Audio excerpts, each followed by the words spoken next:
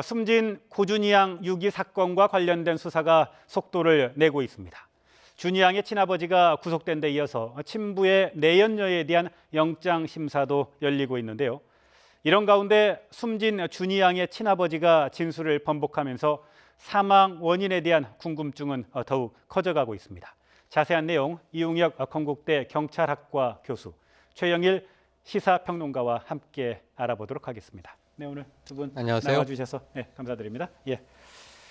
고준희 양의 친부 고 씨와 고 씨의 동거녀 어머니 김 씨가 준희 양을 암매장한 혐의로 구속된 데 이어서 내연녀 이 씨에 대한 구속 여부가 오늘 결정이 되죠? 네, 지금 그 혐의 자체는 일단 살인은 별개로 하고 그 사체 그 유기 혐의입니다. 그래서 그 친부와 그 내연녀의 그 어머니가 증거 인멸과 도주 가능성이 있다라고 해서 구속영장이 그 발부가 되었고요. 그리고 그 어제 그 친부의 진술에 의하면 이 그 사망 당시에 사실은 이 내연녀가 현장에 있었다. 그리고 그 내연녀의 어머니까지 이동하는 것도 함께 했다. 이런 그 진술이 확보가 되었습니다. 그렇다 본다면 사체 유기에 상당히 중요한 역할을 했고 결국 공범의 가능성이 상당히 높기 때문에 이 역시 영장을 신청한 이유가 됐고요. 아마 똑같은 이유로 도주와 증거인멸 가능성이 있다라고 해서 영장이 발부될 가능성이 상당히 높지 않나 생각이 됩니다. 그렇군요. 준희 양의 아버지와 동건이의 어머니가 취재 기자들의 카메라 앞에 섰는데요. 어떤 이야기를 했습니다. 저희가 준비한 게 있으니까요. 한번 듣고 또 이야기 나누도록 하겠습니다. 아이가 어떻게 사망했습니까? 아이가 왜 어떻게 사망한 겁니까? 죄송합니다. 준이에게 어떻게 미안한 마음 없습니까? 미안합니다. 친부 고 씨는 기자들에게 아무런 이야기도 하지 않았고요. 내연녀의 어머니는 기자들에게 죄송합니다라고 이렇게 짧게 이야기를 했어요. 그런데 고준희 양의 친부 고 씨와 내연녀 어머니의 김 씨는 시신을 유기했다는 자백은 경찰에서 했지만 살인 혐의는 지금 부인하고 있죠. 부인하고 있지만 지금 이 친부의 진술이 번복됐다는 게 아주 중요한 대목입니다. 처음에는 이 준희 양이 사망한 것이 그 할머니, 어찌 보면 이제 동거녀의 어머니가 이 아이를 돌보고 있다가 집에서 쓰러졌는데 토사물이 입에 있었고 질식사한 것으로 추정되는 것으로 진술을 했었잖아요. 그런데 이제 완전히 바뀐 것이 장소도 바뀌었습니다. 자신과 동거녀가 함께 살던 아파트에서 숨졌고 아이가 이상을 일으켜서 차에 태웠는데 차에서 보니까 이미 사망했더라. 그 공간과 지금 사망 정황이 완전히 지금 진술이 바뀐 겁니다. 이런 정도의 정황이면은 사실상 저는 아까 이 교수님께서 살인의 가능성은 우선 배제하고 이 세 사람의 혐의는 시신 유기가 현재는 맞습니다. 그럼에도 불구하고 가장 중요한 것은 준희 양이 어떻게 왜 사망했는가 이 대목을 반드시 밝혀내야 되는 것이고요. 그리고 이게 살인이라고 가정한다면 아동학대, 지속적이고 상습적인 아동학대의 정황도 우리가 의심해야 되기 때문에 중요한 문제로 대두가 된 거죠. 지금 친부가 진술을 완벽하게 바꿨습니다. 결국은 내연녀와 함께 준희 양을 차에 태우고 가다가 사망했다 이렇게 얘기를 했는데 결국은 병원으로 가지 않고 바로 매장을 하러 간 거죠. 결국은 이제 그와 같은 결론이죠. 그런데 이게 상당히 그 중요한 그 진술 방법의 의미가 있는 것은 장소가 그 내연녀의 어머니 집이 아닙니다. 처음엔 그렇게 얘기를 했지만 자기의 그 집인 거죠. 결국은 거기서 발생을 했는데 그러면 그 자기 집에 그 시점에 누가 있었느냐? 결국은 내연녀와 또 친부와 또 내연녀의 아들 또 친부의 그 딸인 고준희 양이 이렇게 4명이 살았던 이와 같은 상황인 것이죠. 그리고 그 시점을 우리가 반추해 보면 이 친부는 일을 하러 갔다고 했습니다. 그러면 결국 이 내연녀와 고준희 양 간에 일정한 갈등이 분명히 있었을 가능성이 크지 않느냐라고 하는 증거와 심증을 형성하는 계기가 될 것 같습니다. 어떤 측면에서 본다면 훈육이라고 하는 목적으로 고준희 양을 이렇게 훈계를 했지만 그것이 도를 넘어섰기 때문에 일정한 외력을 감당하기는 상당 부분 한계가 있었다. 그렇다 본다면 학대 치사뿐만이 아니고 살인이라고 하는 오히려 의심 자체를 내연녀에게 가질 수 있는 아주 중요한 그 진술이 아닌가 그런 생각이 들고요. 그런 그 맥락에서 국과수의 그 부검 1차 그 결과가 처음에는 이 너무 부패가 돼서 이것을 정밀 감정할 거리가 없다고 했지만 외부적인 이런 뼈의 골절이라든가 이걸 살펴봤더니 갈비뼈가 3대가 부러졌다 이런 얘기가 나왔단 말이죠. 그러면 이것은 그 외력에 의한 것이 중요한 증거이기 때문에 그러면 지금 이 두 가지 합쳐 본다고 한다면 사실은 그 친부의 집에서 고준희 양에게 일정한 외력 행사가 있었고 그것으로 인해서 혹시 뭐 토사물이 있었던지 뭐 이런 것까지 우리가 합리적으로 추론할 수 있지 않나 이런 생각이 듭니다. 지금 말씀을 잠깐 해주셨지만 가장 중요한 게 고준희 양의 사망 원인인데요. 그렇습니다. 국립과학수사연구원이 부검 결과 고준희 양의 외부 충격 사망 가능성을 배제할 수 없다라고 이야기를 그렇습니다. 했죠. 부검을 해보니까 지금 얘기가 나왔지만 갈비뼈 등 여러 개가 지금 골절돼 있는 상태라는 것 아닙니까? 그러니까 이 대목에만 집중을 해서 우리가 좀 정황을 보면요. 이제 국과수가 지금 단정지은 건 아닙니다. 그러니까 사인은 단정할 수가 없다. 너무 시신이 부패가 돼서 이걸 밝히기가 좀 쉽지 않다. 시간이 더 걸릴 것 같은데요. 새로운 사실이 꼭 나와주길 기대하면서 그럼에도 불구하고 외부 폭행에 의한 사망일 가능성을 배제할 수는 없다라는 소견이 나온 거죠. 일단 갈비뼈가 부러져 있는데 다만 이게 어린아이의 갈비뼈는 탄력이 좋기 때문에 이게 웬만한 충격으로 잘 부러지지 않는데 부러졌다. 그럼 상당한 충격이 있었을 것이거나 아니면 이게 사후의 유기 과정에서 부러졌을 가능성도 있기 때문에 이건 어쨌든 폭행 가능성은 열려 있다고 보여지는 겁니다. 그러면 이제 생전으로 돌아가서 3월 말에 어린이집을 그만둘 때 어린이집 보육교사가 이 준희 양을 목격한 게 사실상 마지막 목격이거든요. 그리고 나서 4월에 사망한 게 이제 확인됐기 때문에 11월 18일에 할머니 집에서 실종됐다. 이건 완전한 거짓말로 지금 드러났죠. 이런 상황에서 이 보육교사 어린이집의 증언을 경찰이 수집을 해보니 3월 19일 경에 이 준희 양의 얼굴에 상처가 있어서 치료를 했다. 이런 이야기가 나왔고요.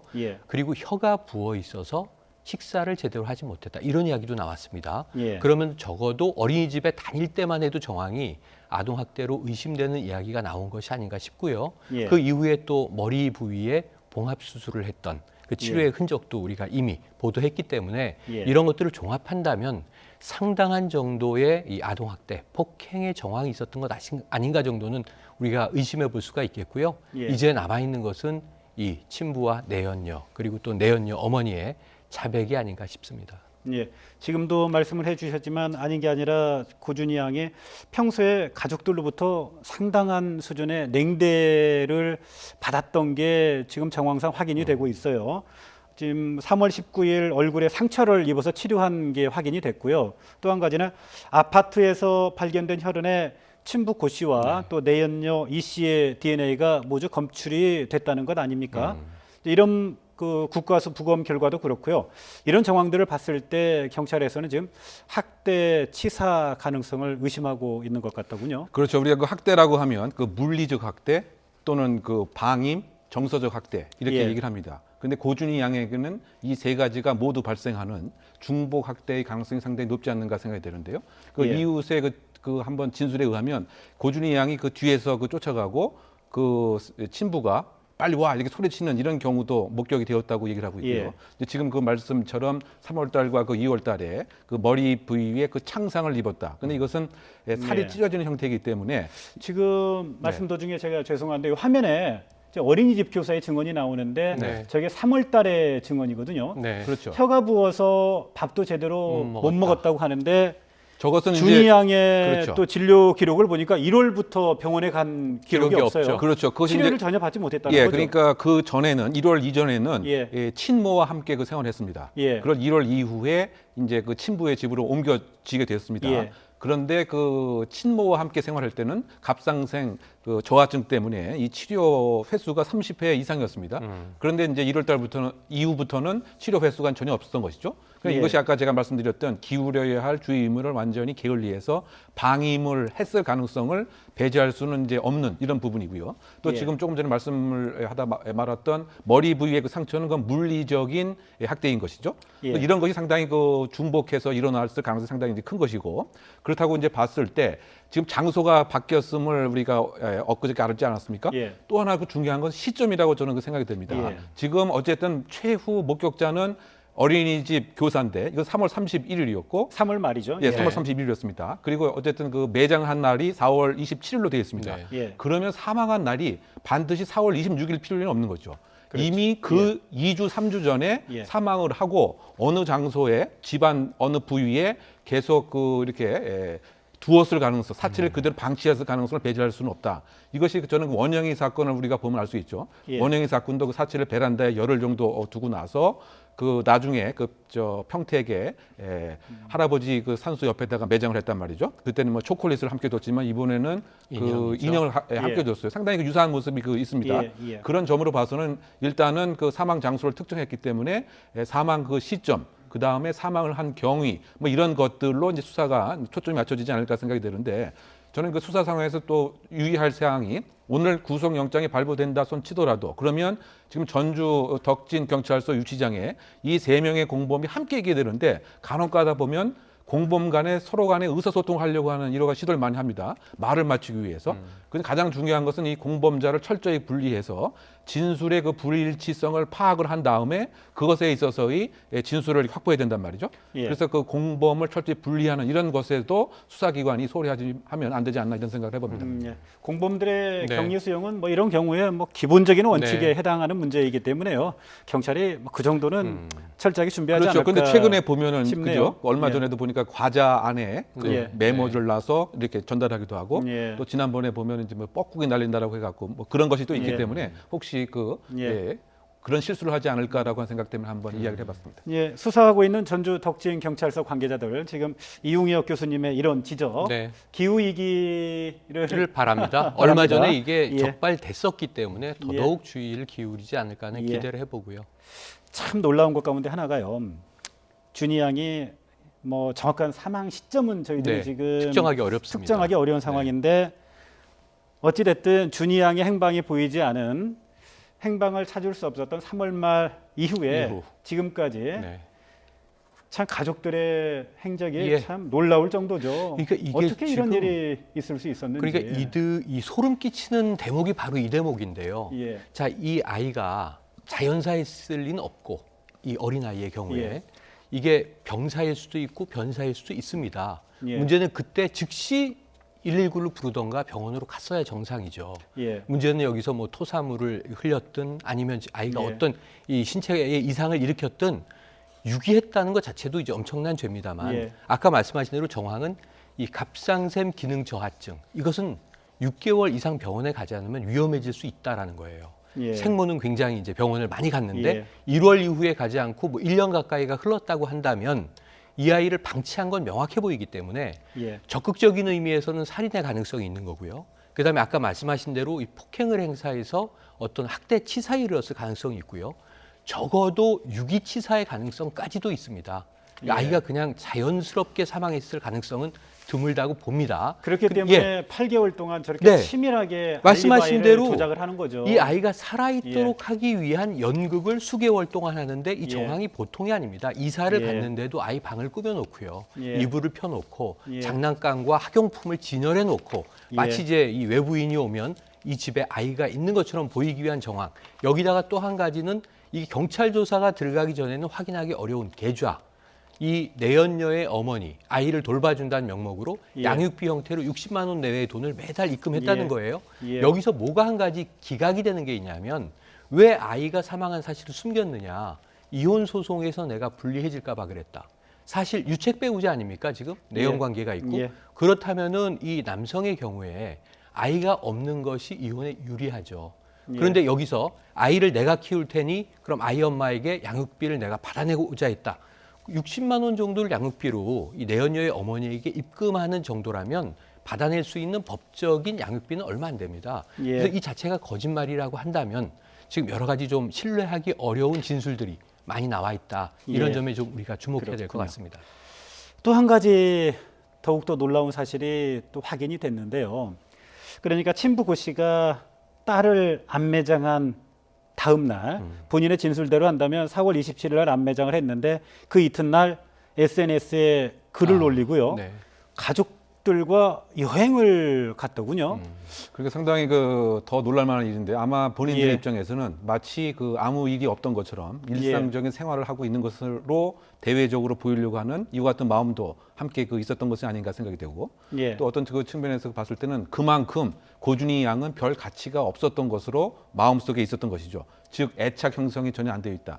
오히려 그 장난감 만드는 조립하는 것이 더 재미있고 흥미로웠지 고준희 양은 나에게 별 의미가 없는 이런 마음을 가졌을 공산이 크지 않느냐. 예. 정말 의미 있는 타자라고 하는 애착 형성 없이 그야말로 애물단지 또는 무엇인가 나의 재혼을 막는 방해물 이렇게 생각할 가능성이 상당 부분 이제 크지 않는가 뭐 예. 이런 생각들을 이제 많이 할 수가 있을 것 같습니다.